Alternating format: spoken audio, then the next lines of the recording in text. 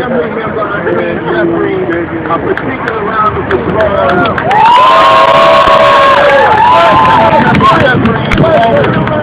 With partner in government and state government, Senator Eric Adams did a tremendous thing for justice last year when they forced the state to force the city to eliminate the electronic database of all the innocent people who have been stopped, questioned, and frisked.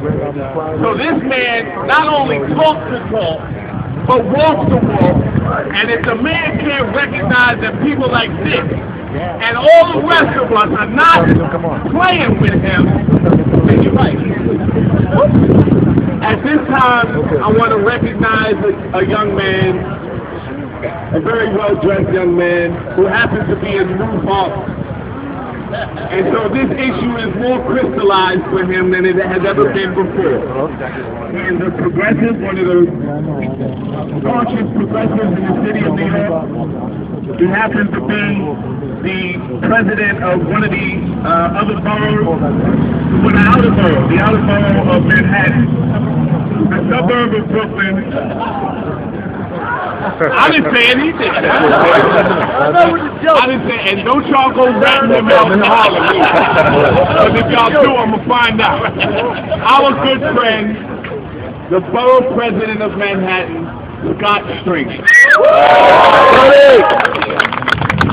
I wanted to be here today to add some color to what's going on. Because you can't build a movement unless you bring the whole city together. And I commend Jumaane, Kirsten, and all the elected officials, numerous to name, who have played such a trailblazing role in fighting social and economic justice in the city and raising important questions about the criminal justice system. But I have to say something that we have to put out there with the greatest respect for all New Yorkers.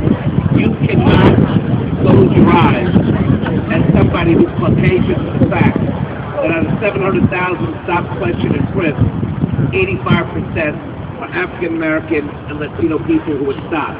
You cannot close your eyes to that and think that we live in a city that only stops a certain person and what they look like. And if someone like me, who is white, who dresses in a suit and a tie, because that's what I have to go to work in, that I will not get stopped and frisked. And I will tell you that after 51 years, growing up in Washington Heights, going to public school, going and enjoying this great city, I have never been stopped. I have never been questioned. I have never been frisked. And the truth of the matter is that my child of 4 weeks, as we start to worry about raising a child, we will not, my wife and I, have a discussion about what do we do when that child is asked to go for a quart of milk and wonder what would happen if there's an interaction with the police. We will hope that there's a cop on the corner.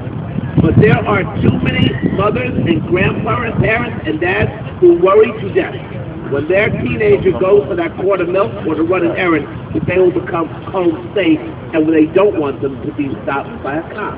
And that's something that we got to talk about citywide. And it just can't be Latino people, African American people, people of color having to discuss it. We have to discuss it. People like me have to discuss it. Officials like me have to discuss it. And that is why I am here today. We have to build a multiracial, intergenerational coalition. And we also have to say that we can be tough on crime. We can go after the bad people, drug dealers, the people who prey on women, the people who do very bad things, but we can be smart on them. We can be tough and smart. And smart is helping to keep kids out of the prison industrial complex. That's what we have. Senator Montgomery knows all the years we spent trying to stop building prisons upstate, not to reduce crime, but they were being built to create economic justice, economic communities around the prison.